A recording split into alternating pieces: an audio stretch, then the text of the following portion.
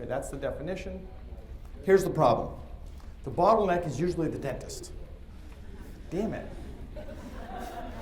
Okay, I'm the biggest bottleneck because what we have is we have preconceived notions about the way it's supposed to be, and we haven't really spent a lot of time thinking about these other things. We go to classes. I mean, when we go to classes, mostly, you guys had to come here, right? But mostly you're taking classes like perio, how to cut something, how to drill in something, right? That's what we take as dentists. Well, that doesn't move the needle on all this stuff. We have no clue about this stuff. Okay, so second issue, managing stuff. It's not how much you have, it's where you have it. And if it's not visually inspectable, all bets are off or whether it's going to be there when you need it. Let me repeat that. If it's not visually inspectable, and that means directly, when the time comes that you need it and you open the drawer, the odds that what you need is in that drawer, especially if it's something rare, approach zero. And so what do we all do? Well, I hate getting yelled at, right? So I'm going to put more stuff in the drawer. Okay, then we just put more stuff in the drawer, more stuff in the drawer, more stuff in the drawer in the hope that you don't get yelled at. And then you can't find everything because the drawer's so stuffed with stuff and the rare thing that you need isn't there. Next thing, complexity slows progress. Okay? The more complex you make the system, it isn't the cost of the stuff. It's the complexity of the system. And complexity also lowers the chance that you're going to get all the steps right. You know, in bonding, I use a bunch of clear liquids.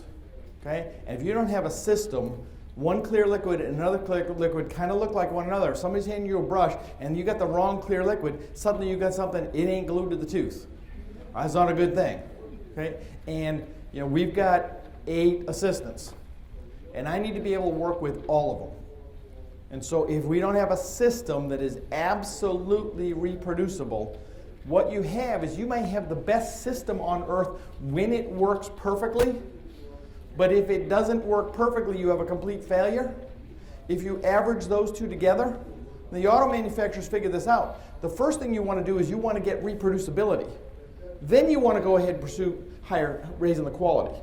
But what you really want, what the patient wants, is every single day the product is produced the same way. Like it isn't in restaurants. Okay? I mean, the best restaurants know how to do that on Tuesday when the chef's not there. Okay? Other restaurants don't. Dental office needs to be the same thing. My practice is open now. Okay? And the dentistry that's being done right now is the same. Identical to what I would be doing. So next thing is, this one conflicts a little bit with some of the efficiency parts of this, but you can't ignore it. Patients they're buyers. They have a choice. They don't have to see you in most practices. They could go to somebody else. So if you don't give them comfort and a sense of control, then they don't feel good about this interaction. Because it's not us thrusting this down on them. They have choice, including the choice not to have teeth. So if you want to give them the choice to buy from you, then you gotta go ahead and make this an important part of what you're doing. Last, you better not be miserable at the end of the day of doing this. For no amount of money is that a fair trade.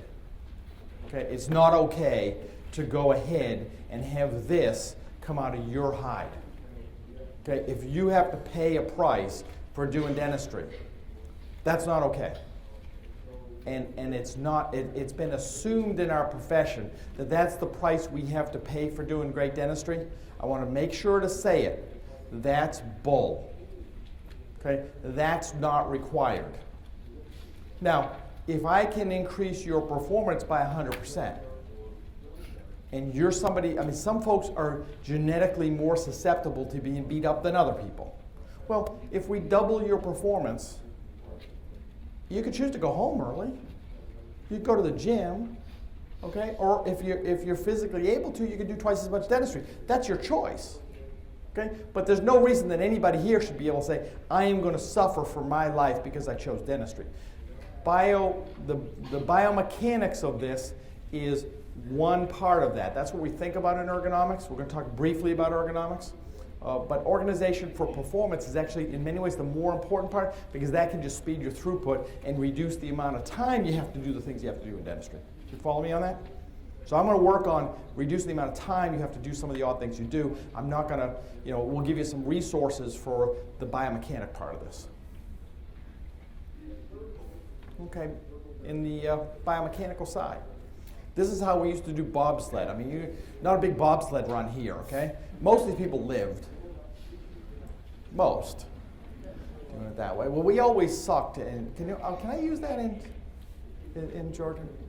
You can't in El Paso, it turns out. But I'm just pointing that out. So we were always not very good at bobsled. It's probably better. Right? Okay, so we weren't really good. We would go to the Olympics, we got the best pushers on our sleds. I mean, we had the fastest sprinters on the backs of our sleds. They're amazing, and we would lose.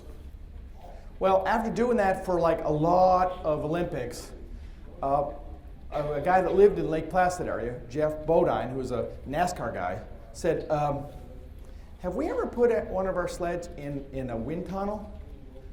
And the guys went, a wind tunnel, really?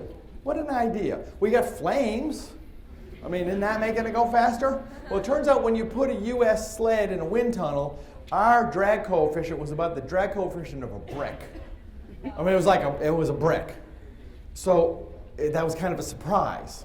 And so after running in a NASCAR wind tunnel and redesigning the sled, guess what happened the next Olympics? We won the gold. Amazing.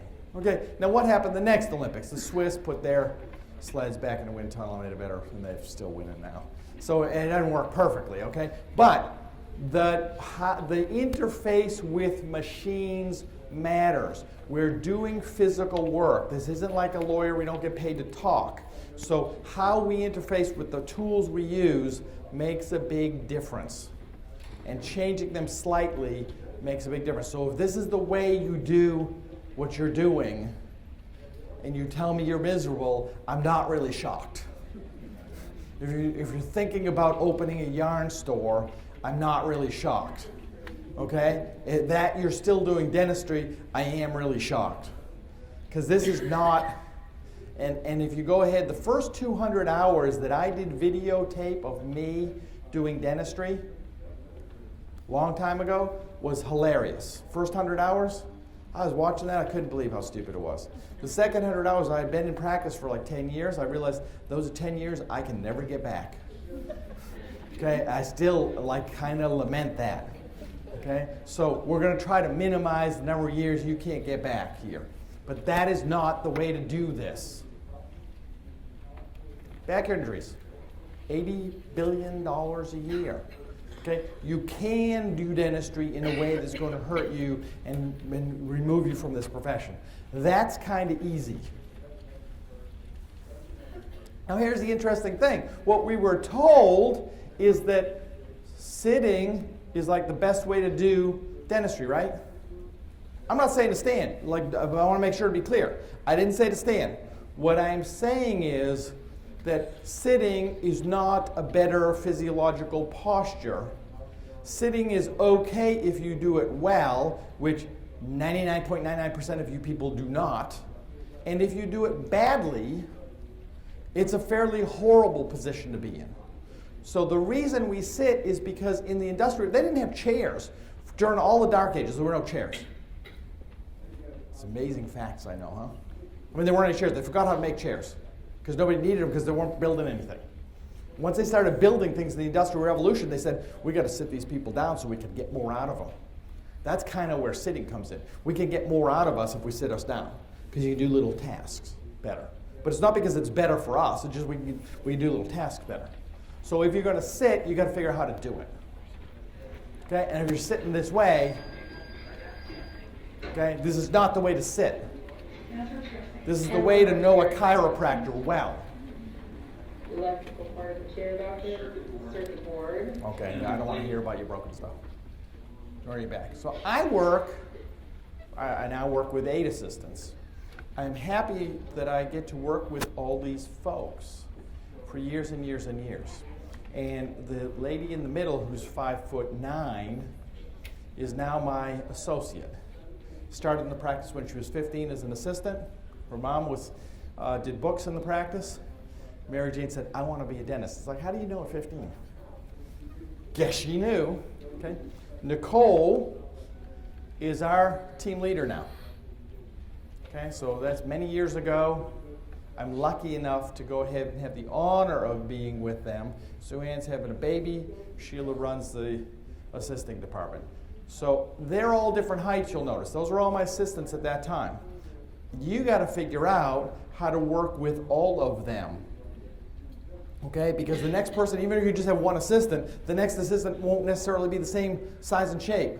So there's got to be a way to accommodate that, because this is kind of like ballet. And the principle that you're going to focus on here is very simple. You can't use what you can't reach. Okay? If it's out of reach, it's in a warehouse. And you can be in the warehousing and in the doing dentistry business, but mostly what I see is people are in a warehousing business, and every now and then they get around to getting into the mouth and doing some dentistry.